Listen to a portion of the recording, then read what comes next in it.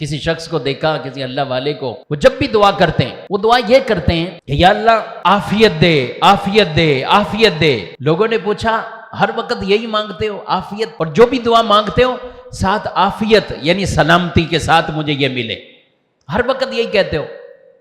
وہ کہنے لگے ہاں۔ پوچھا کیوں؟ کہ پہلے مزدوری کرتا تھا، ایک دن بوری اٹھائی تو بڑا وزن تھا، تو میں نے اللہ سے دعا مانگی یا اللہ 2 روٹی مجھے دے دے، بس میری یہ مشقت ختم ہو جائے، 2 روٹی ملتی رہے تو میرے لیے تو یہی کافی ہے دن گزارنے کے لیے۔ تو وہ کہنے لگے میری دعا تو قبول ہوئی، لیکن کیسے قبول ہوئی کہ راستے میں گیا 2 بندے لڑ رہے تھے تو میں چھڑانے کے لیے آگے ہوا تو مجھے بھی کچھ انہوں نے لگا دی، میں بھی زخمی ہو گیا۔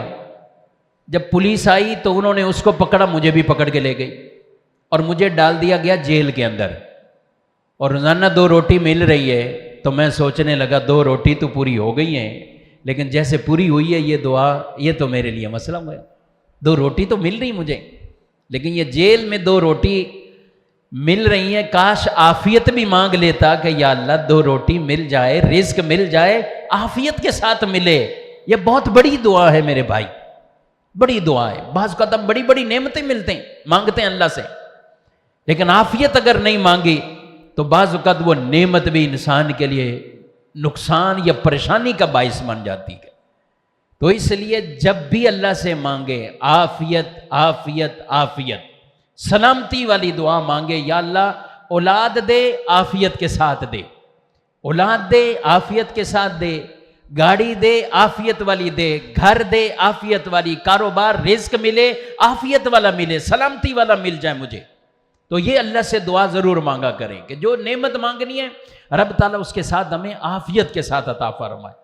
اللہ تعالیٰ نے حضرت ابراہیم علیہ السلام جب ان کو آگ میں ڈالا گیا تو آگ کو اللہ نے یہی حکم دیا، قلنا یا نار کونی بردا وسلاما علی ابراہیم، اے آگ ٹھنڈی ہو جا ابراہیم پر، لیکن کتنی ٹھنڈی ہونا ہے؟ سلامتی والی ٹھنڈی ہو جا، ورنہ آگ اتنی ٹھنڈی ہو جاتی تو وہ ٹھنڈک بھی نقصان پہنچا سکتی تھی۔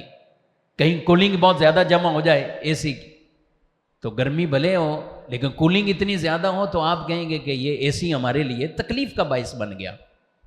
تو وہ تبھی سکون والا بنے گا جب نارمل کولنگ دے گا جتنی جسم کو چاہیے۔ تو اللہ نے فرمایا آگ ٹھنڈی ہو، سلامتی والی ہو جا، کہ اتنی ٹھنڈی ہو کہ ابراہیم کو کوئی نقصان نہ پہنچے۔ تو یہ عافیت والا سوال ہمیں اللہ سے کرتے رہنا چاہیے۔ اللہ ہماری دعائیں بھی قبول فرمائے، عافیت کے ساتھ عطا فرمائے۔ عافیت نہیں مانگیں گے تو پھر کئی مرتبہ آزمائش کا سامنا ہو سکتا ہے۔